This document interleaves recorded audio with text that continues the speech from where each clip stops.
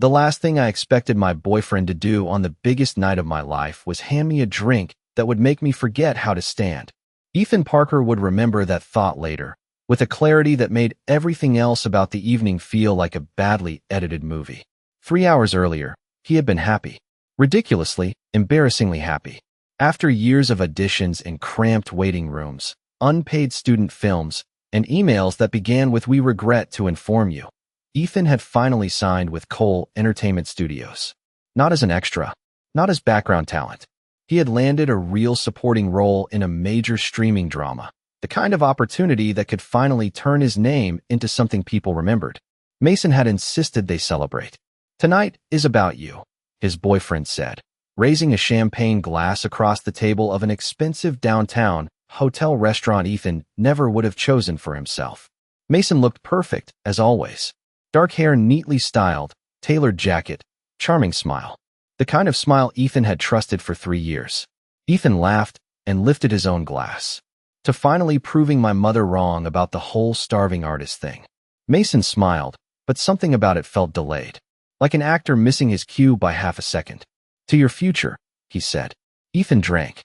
The champagne tasted sweeter than he expected. 5 minutes later, the lights seemed too bright. 10 minutes later, the room tilted every time he moved his head. Ethan gripped the edge of the table. "Okay, either this champagne is 90% jet fuel, or I suddenly forgot how gravity works." Mason watched him carefully. Too carefully. "You should lie down." Ethan tried to laugh, but his tongue felt heavy. "I barely drank anything." Mason stood and reached for his arm.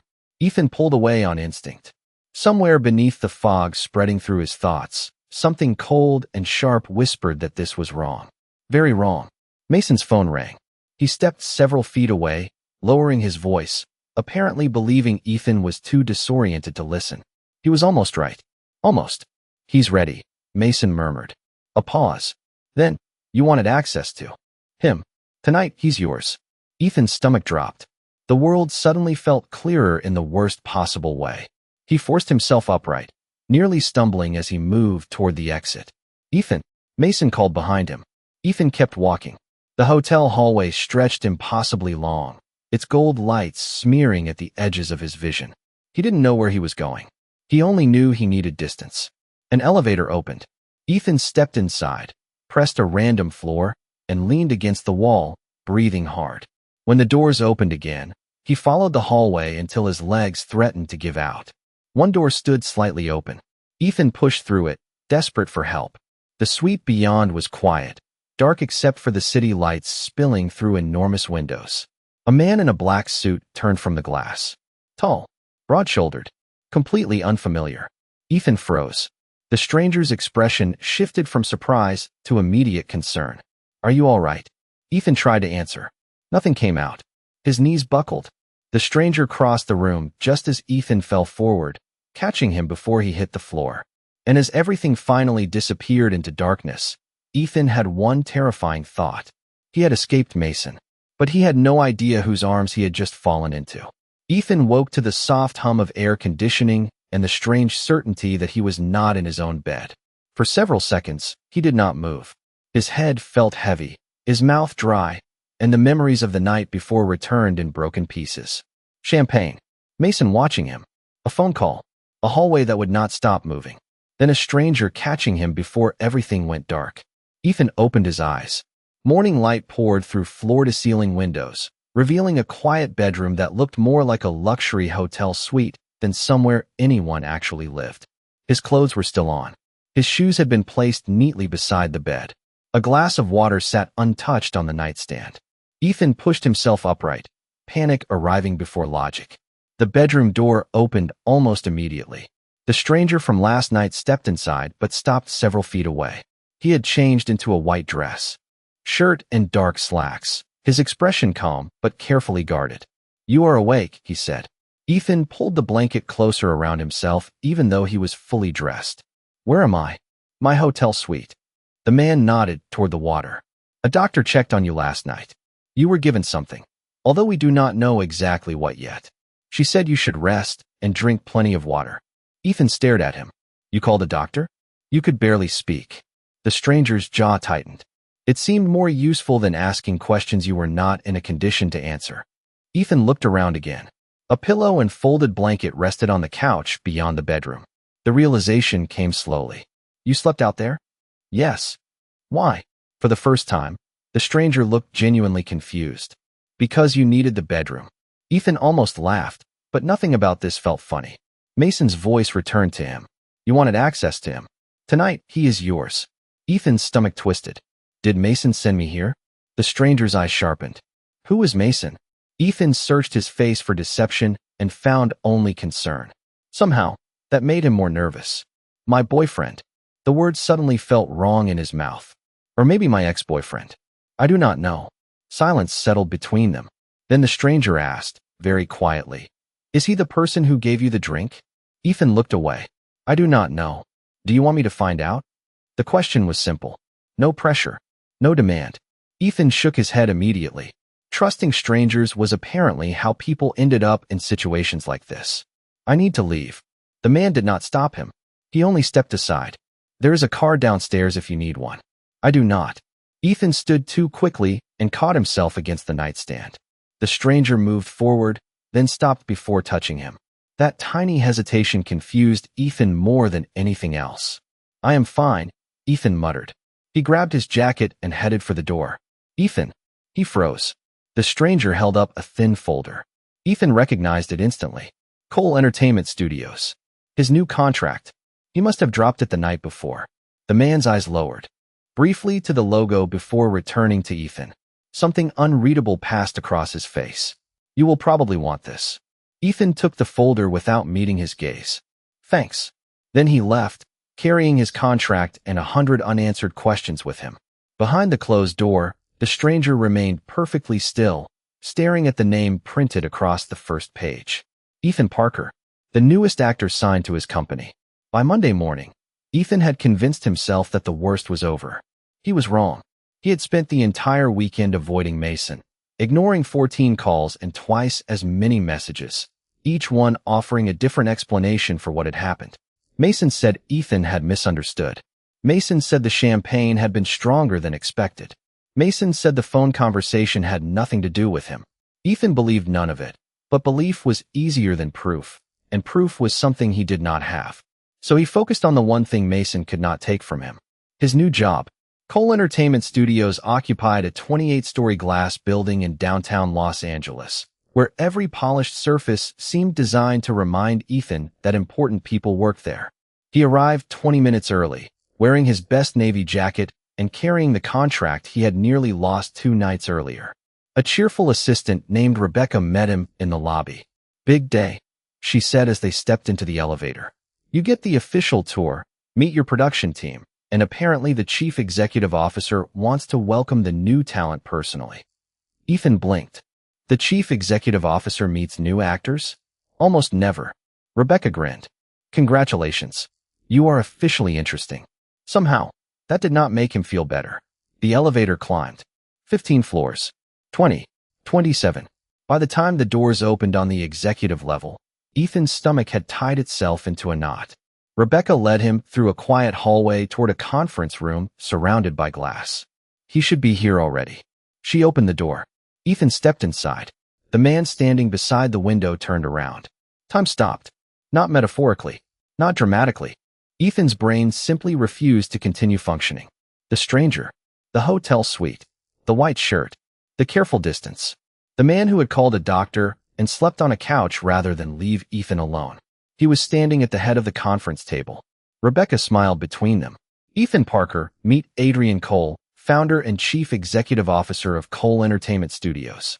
Ethan forgot every word in the English language. Adrian did not. Good morning, Mr. Parker. His voice was calm, professional, almost painfully normal. Rebecca glanced at Ethan. Are you all right? Perfect, Ethan said too quickly. Completely perfect. Never been more perfect. Adrian raised one eyebrow. Ethan wanted the floor to open and politely remove him from existence. Rebecca excused herself to retrieve paperwork, leaving them alone. Silence filled the room. Ethan looked at the door. Adrian noticed. You are free to leave at any time. Ethan looked back at him. Are you going to fire me? Adrian's expression changed. Why would I do that? Because I showed up in your hotel room barely able to stand. That was not a professional decision you made. Adrian walked toward the table, but stopped several feet away. Always several feet. Ethan was beginning to notice that. What happened that night will not affect your work here. Ethan swallowed. You read my contract. Only the name on the front. Adrian's gaze held his. Your career belongs to you, Ethan. In this building, you work for the studio. You do not belong to me. Something inside Ethan went unexpectedly quiet. For 2 days, everyone had been telling him what had happened, what he had misunderstood, what he should believe. Adrian was the first person who had given him something simpler. A choice. Then Adrian placed a small business card on the table. My private number. Use it only if you decide you want answers about that night. Ethan stared at the card. And if I do not? Adrian stepped back toward the window. Then I will never ask you about it again. The conference room door opened behind them, but Ethan barely noticed. For the first time since that champagne glass touched his lips, he felt like the next decision was actually his.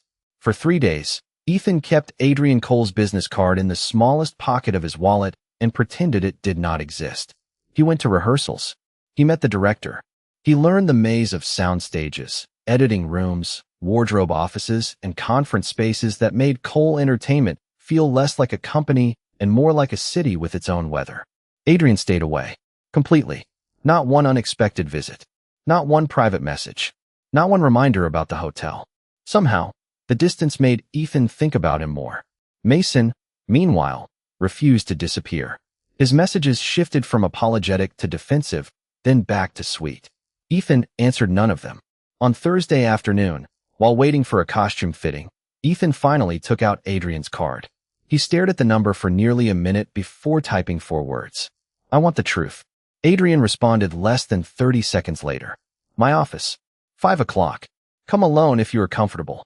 Ethan arrived at 5:03 because being exactly on time felt too vulnerable. Adrian was waiting beside a conference table, not behind his enormous desk. No power display. No closed curtains.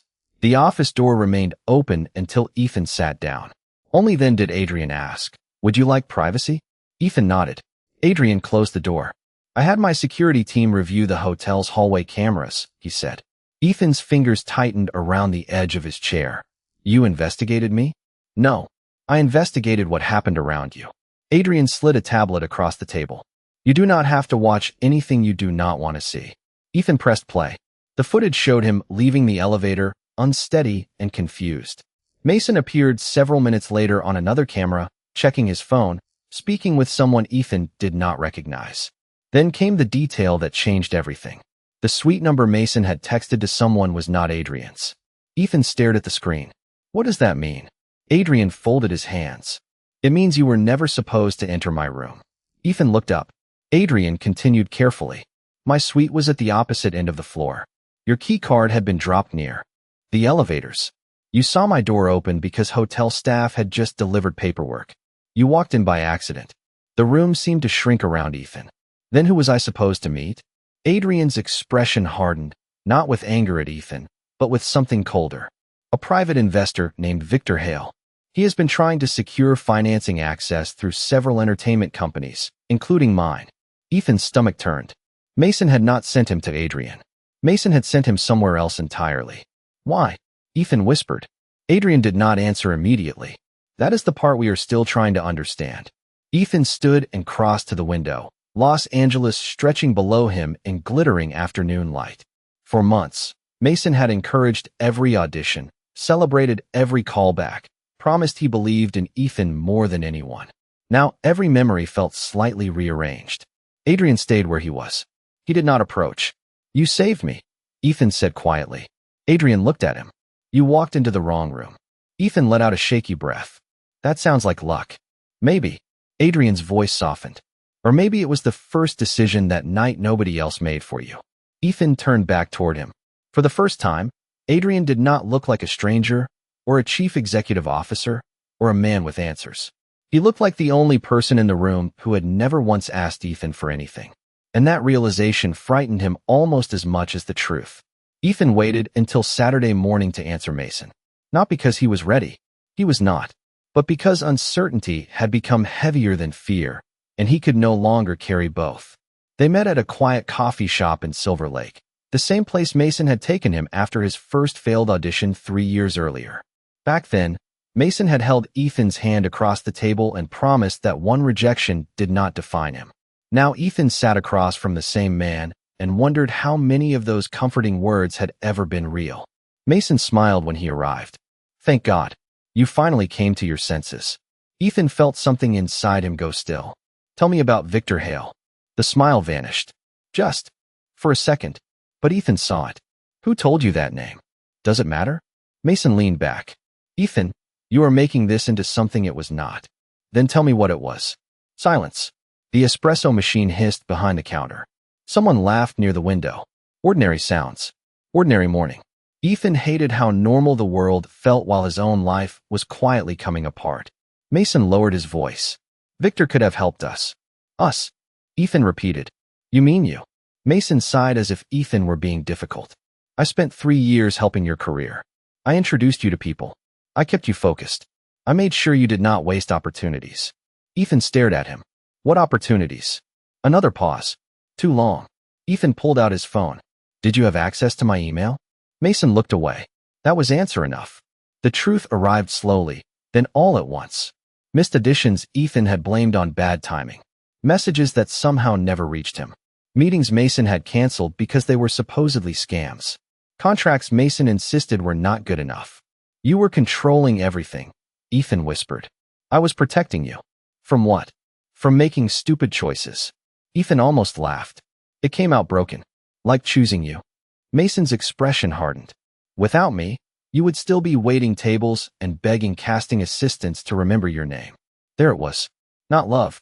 Not concern. Ownership dressed in nicer clothes. Ethan stood. His hands were trembling, but his voice was not. "You do not get to decide what I am worth." He left before Mason could answer. Ethan drove without knowing where he was going and somehow ended up outside Cole Entertainment. The building was nearly empty for the weekend. He sat alone on an unused soundstage, surrounded by painted walls that looked like real rooms from the right angle and nothing but plywood from behind. It felt appropriate. Ethan pressed his hands against his face and finally cried. Not because he missed Mason. That was the worst part. He cried because somewhere during those 3 years, he had started believing he needed permission to trust himself. Footsteps approached, then stopped. Adrian stood near the entrance, coat folded over one arm. He did not ask why Ethan was there. He did not ask what happened. He simply sat several feet away on the edge of the stage. For a long time, neither man spoke. Finally, Ethan whispered, "He controlled my emails. My auditions. Everything." Adrian's jaw tightened, but his voice remained gentle. "I am sorry." Ethan looked at him. "What do I do now?" Adrian could have answered. He could have called lawyers, security, agents, anyone. Instead, he asked, "What do you want to do?" Ethan blinked. "I do not know." "Then take your time." Adrian looked toward the empty set. "And when you decide, tell me what you want. I will stand behind you." Ethan lowered his eyes. For years, Mason had stood in front of him, blocking every path he did not approve of. Adrian was offering something different. Not rescue, not control, space. And for the first time in a very long time, Ethan began to wonder what his life might look like if he chose it for himself. The next few weeks changed Ethan in ways he did not notice at first. He changed every password Mason had known. He hired an independent manager. He reviewed his own contracts, answered his own emails, and started asking questions in meetings instead of quietly assuming everyone else knew better. Small decisions, ordinary decisions, but each one felt like reclaiming a piece of himself. Adrian never interfered. That should have made it easier to stop thinking about him. It did not. Ethan began noticing things he had no business noticing. Adrian always remembered everyone's name, even the production assistants who had been working at the studio for less than a week. He never entered a rehearsal room without knocking. He listened more than he spoke. And whenever Ethan happened to be nearby, Adrian seemed especially careful not to stand too close. That distance should have felt cold. Instead, Ethan understood what it was. Respect. One evening, production ran nearly 3 hours late. Ethan emerged from a soundstage exhausted and found Adrian standing near the elevators, reading something on his phone. "You are still here?" Ethan asked. Adrian looked up. "I could ask you the same question. I am an actor." Apparently suffering dramatically under fluorescent lighting, is part of the job. The corner of Adrian's mouth lifted. It was barely a smile, but Ethan felt absurdly proud of earning it. They walked toward the lobby together. Outside, unexpected rain had turned the Los Angeles sidewalk silver. Ethan had left his jacket in wardrobe. Without a word, Adrian removed his coat and held it out. Ethan stared at it. You know I can survive 50 feet of rain. I am aware. Then why are you giving me your coat? Adrian considered the question seriously.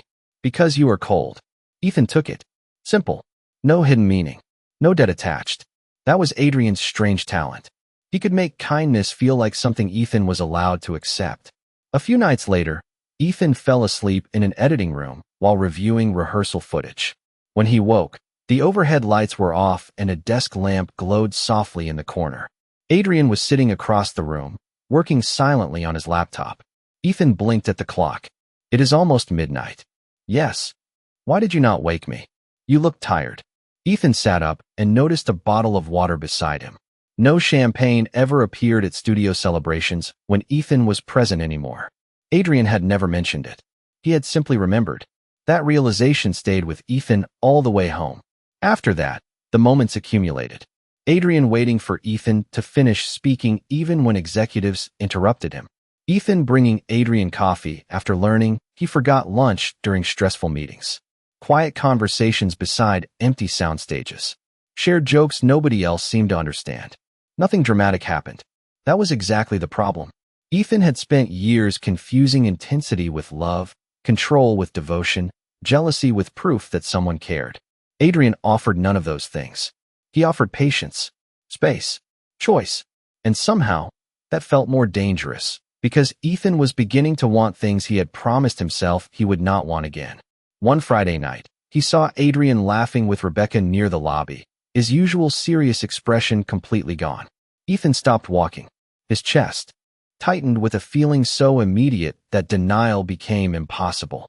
Oh no, Ethan whispered to himself. Adrian looked across the lobby and found his eyes. The smile remained. Warm, quiet, meant for him now. Ethan's heart answered before his common sense could intervene. He was falling for Adrian Cole, the one man he absolutely should not fall for. His chief executive officer, his protector, and perhaps most dangerously, the first person who had taught him that being cared for did not have to mean being controlled. The scandal broke at 7:14 on a Tuesday morning, 12 minutes before Ethan was supposed to leave for rehearsal. His phone began vibrating across the kitchen counter and did not stop. Messages, missed calls, news alerts. Ethan stared at the screen, still holding a half-finished cup of coffee, and felt the room go strangely silent around him. The photograph was grainy but unmistakable. Ethan entering the hotel hallway. Adrian leaving the same floor the next morning. Beneath it, a headline suggested that an unknown actor had spent the night with the head of Cole Entertainment shortly before receiving a major role. Ethan read the words once, then twice. By the third time, his hands were shaking. The story spread faster than truth ever seemed to. Social media accounts repeated it. Entertainment blogs invented details. Commenters who had never met him decided exactly who he was. Ethan sat down slowly. Somewhere beneath the panic, he understood immediately who had done this. Mason. The studio called within minutes. Rebecca told him not to come in yet. Public relations wanted time to prepare. Lawyers were reviewing everything. Ethan barely heard her. Then another call appeared. Adrian. Ethan answered. I can fix this, Adrian said immediately. His voice was controlled, but Ethan could hear the tension beneath it. How? I will release a statement. I will take responsibility for the hotel situation and make it clear that your casting process was completed independently. Ethan closed his eyes. There it was again. Adrian stepping forward. Adrian placing himself between Ethan and the storm. Only this time, something inside Ethan resisted. No. Silence. Ethan. No. Ethan repeated, stronger now. You are not taking responsibility for something you did not do. My position makes me the easier target. That does not make you guilty. Adrian exhaled slowly. The public may not care about the difference. Ethan looked at the photograph again. Weeks earlier, it would have destroyed him. He would have hidden, apologized, let someone else decide what happened next. But Ethan was tired of other people writing his story. Mason had done it for years. The press was doing it now. He stood and walked toward the window. Morning sunlight stretched across Los Angeles, bright and indifferent. You saved me that night, Ethan said. Adrian was quiet. You protected me when I could not protect myself. I am not going to let people turn that into something shameful. You do not owe anyone an explanation. Maybe not, but I owe myself the truth.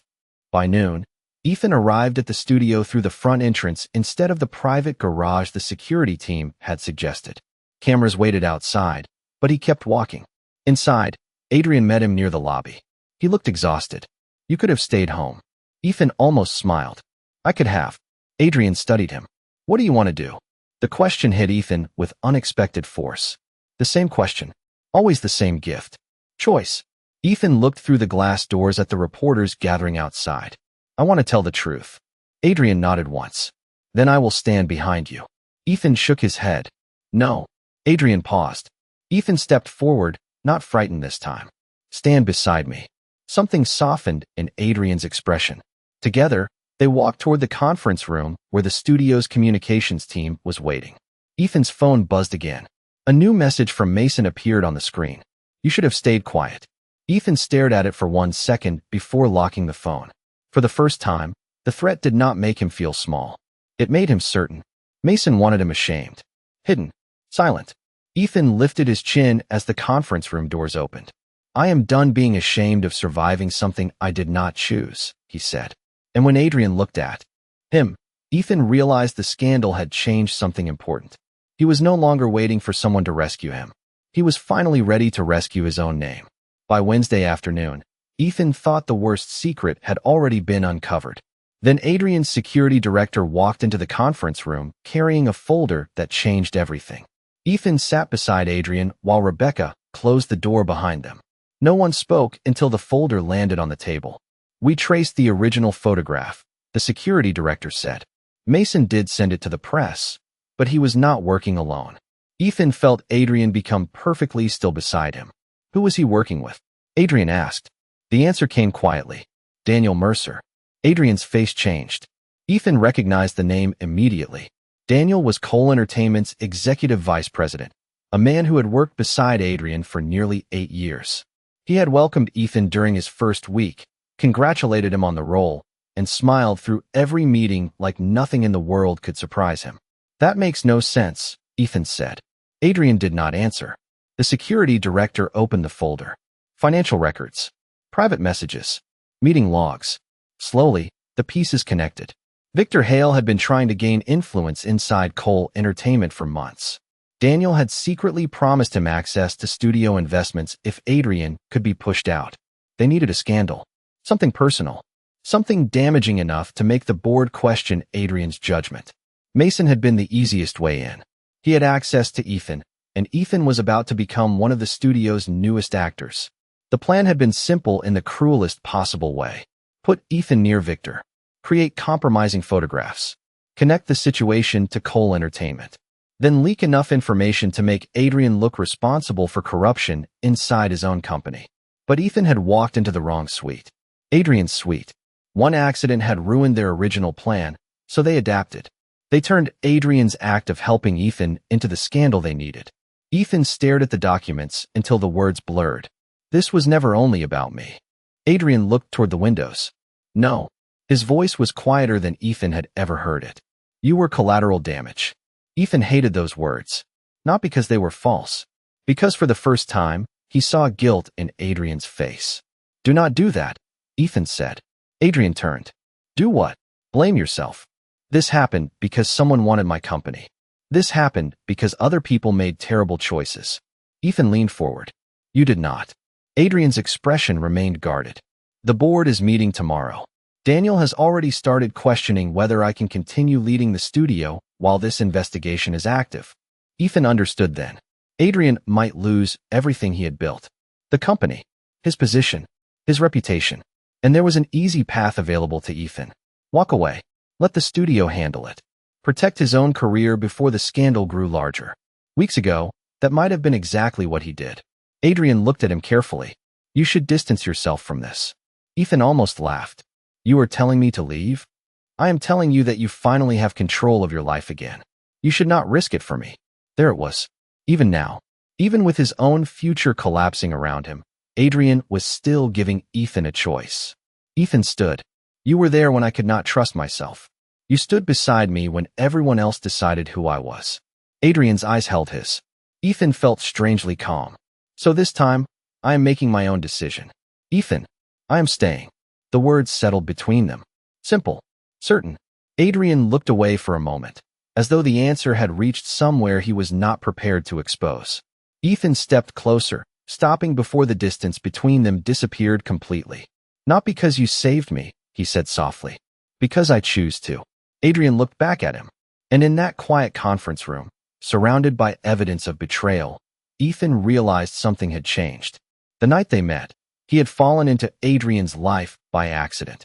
This time, with every possible exit open in front of him, Ethan was choosing to stay.